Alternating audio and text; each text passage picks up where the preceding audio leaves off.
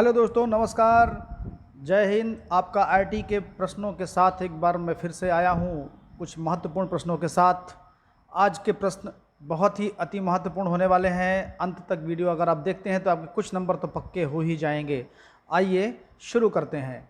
किसी संगठन के अंदर के कंप्यूटर नेटवर्क को कहते हैं, मतलब एक जो संगठन होता है, एक जो कोई संस्था होती है, उसके पर्सनल नेटवर्क को जो संस्था केवल यूज़ करती है उसको क्या कहते हैं। विकल्प आपका इस प्रकार है: internet, intranet, ad hoc network, none of these. दोस्तों, इस प्रश्न को आप सुने भी होंगे, लेकिन इस प्रश्न के अंतर्गत बहुत सारे लोग इंटरनेट पर जवाब दे देते हैं, लेकिन दोस्तों इसका सही आंसर है इंट्रानेट। इंट्रानेट और इंटरनेट में यह डिफरेंस होता है कि इंटरनेट जो होता है ये आपका ग्लोबल होता है। ग्लोबल मतलब ये विश्वव्यापी होता है, पूरा विश्व यूज़ करता है इसको। लेकिन जो ये आपका है इंटरनेट, ये एक संस्था यूज़ करती है। जैसे सहारा इंडिया, मान लीजिए सहारा इंडिया ऑफिस है, तो वो अपना खुद का नेटवर्क यूज़ करता है, तो उसको हम लोग बोलते हैं इंट्रानेट। तो इंटरनेट जो है आपका एक किसी संस्था में यूज़ किया जाने वाला नेटवर्क होता है, उसके अंदर के नेटवर्क को हम लोग इंट्रानेट बोलते हैं। एक संस्था के नेटवर्क को इंट्रानेट बोलेंगे। नेक्स्ट क्वेश्चन: भारत में नेशनल इंफॉर्मेटिक्स सेंटर की स्थापना कब हुई, यानी एनआईसी जिसको बोलते हैं। तो विकल्प आपके इस प्रकार हैं: 1971, 1977, 1974 और 1979, 79। आंसर आपका है 1977। इसमें आपके एनआईसी की स्थापना हुई थी। नेक्स्ट क्वेश्चन: टीसीपी आईपी का यूज़ डैश डैश डैश के लिए होता है, यानी किसके लिए होता है। Transmission control, route selection, bits of frame conversion, dialogue management. तो इसमें दोस्तों ट्रांसमिशन कंट्रोल प्रोटोकॉल, मैंने इसका फुल फॉर्म बताया था, आईपी का इंटरनेट प्रोटोकॉल बताया था। तो जैसा कि इसका टीसीपी का नाम ही है ट्रांसमिशन कंट्रोल प्रोटोकॉल, तो इसका आंसर आप गेस कर चुके होंगे। इसका आंसर है ट्रांसमिशन कंट्रोल, यानी डाटा भेजने में कंट्रोलिंग जो की जाती है उसको ट्रांसमिशन कंट्रोल बोलते हैं। और टीसीपी करता है किसी बड़े पैकेट को छोटे छोटे पैकेट में विभाजित कर देता है, इसको टीसीपी बोलते हैं हम लोग। आरटीआई एक्ट यानी राइट टू इंफॉर्मेशन, सूचना का अधिकार नियम कब इम्प्लीमेंट हुआ? 2005 में। आंसर इसका 2005 है।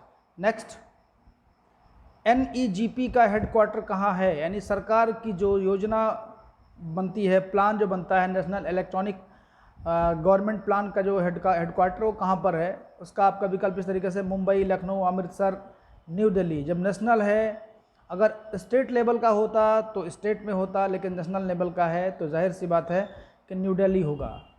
Next question: IT act, information technology act 2000 के प्रभाव में आया था। कब आया था? ये आपका विकल्प इस प्रकार है: 12 जुलाई 2000, 11 दिसंबर 2000, 17 अक्टूबर 2000, 14 सितंबर 2000।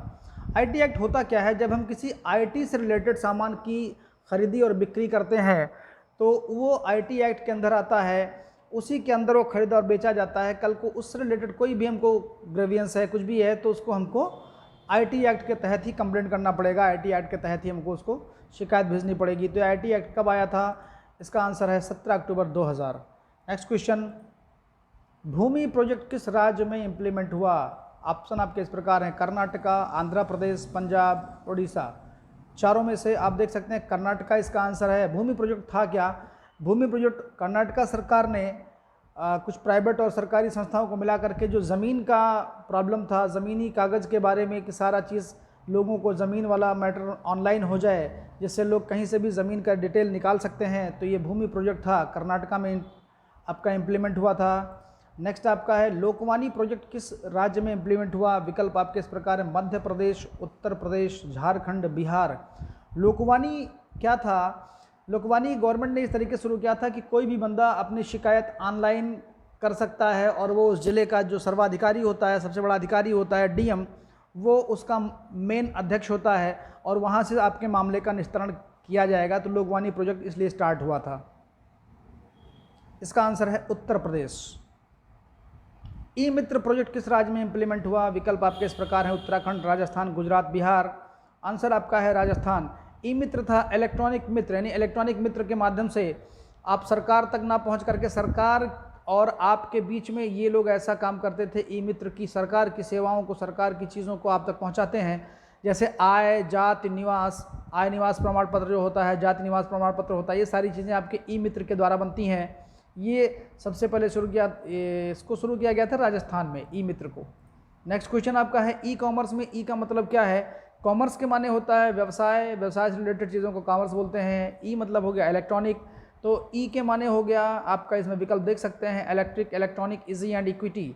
इसका आंसर है electronic, E for electronic. E commerce आपने सुना होगा, जैसे अमेज़ॉन है, फ्लिपकार्ट है, मिंत्रा है, ये सारी चीज़ें ई कॉमर्स के तहत आती हैं। जितनी भी साइटें हैं जो ऑनलाइन बिजनेस करती हैं, ऑनलाइन चीज़ों को पहुंचाती हैं आप तक, वो ई कॉमर्स साइट कहलाती हैं। तो ई कॉमर्स का मतलब हो गया इलेक्ट्रॉनिक कॉमर्स। दोस्तों, अगर आपका ये वीडियो आपको अच्छा लगा हो तो थोड़ा सा प्यार इस वीडियो के माध्यम से हमें ज़रूर दीजिएगा। वीडियो को लाइक कीजिएगा, चैनल को सब्सक्राइब कीजिएगा और अपने दोस्तों को शेयर कीजिएगा। धन्यवाद, शुक्रिया।